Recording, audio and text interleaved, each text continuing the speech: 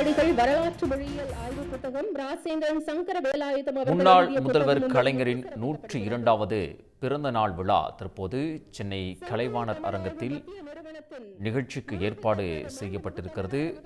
செம்மொழி தமிழ் விருது வழங்கல் மற்றும் புதிய நூல்கள் வெளியீடு விழா நடைபெற்றுக் கொண்டிருக்கிறது. கூடுதல் விவரங்களை வழங்குவதற்காக செய்தியாளர் கண்ணன் இணைகிறார். கண்ணன், விவரங்கள்.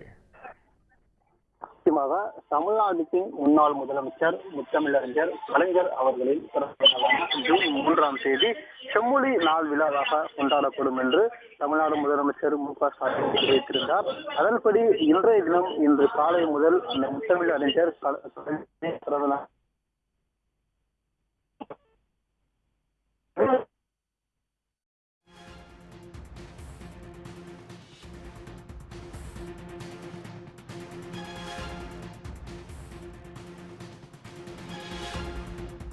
தற்போது சென்னை கலைவாணர் அரங்கத்தில் நடைபெற்றுக் கொண்டிருக்கக்கூடிய இந்த நிகழ்ச்சியில் தமிழ்நாடு முதலமைச்சர் மு.க.ஸ்டாலின் கலந்து கொண்டு நூல்களை வழங்கி வருகிறார். பள்ளி கல்லூரி மாணவ மாணவிகளுக்கும் பரிசுகளும் வழங்கப்படுகிறது. முதலமைச்சர் மு.க.ஸ்டாலின் பங்கேற்று தற்போது விருதுகளையும் வழங்கக்கூடிய நிகழ்வு என்பது நடைபெற்றுக் கொண்டிருக்கிறது. அகவை முதிர்ந்த தமிழ் அறிஞர்களுக்கு உதவித்தொகை உயர்வு என்ற அறிவிப்பு வெளியாகியுள்ளது.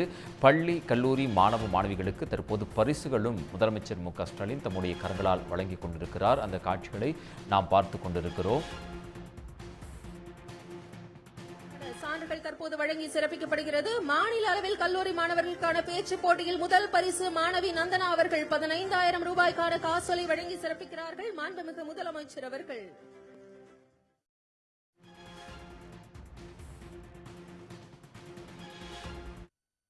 உடனுக்குடன் செய்திகளை தெரிந்து கொள்ள சன் நியூஸ் பெல் ஐகானை கிளிக் பண்ணுங்க.